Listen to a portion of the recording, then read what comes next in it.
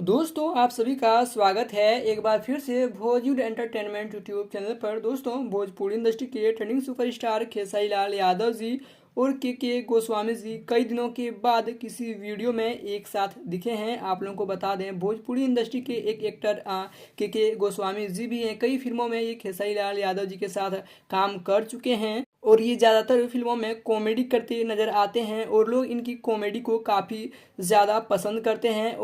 और आप लोगों को बता दें अभी खेसारी लाल यादव जी की कई सारी फिल्म शूटिंग अभी हो रहे हैं और कई आप लोगों को देखने को मिलेंगे।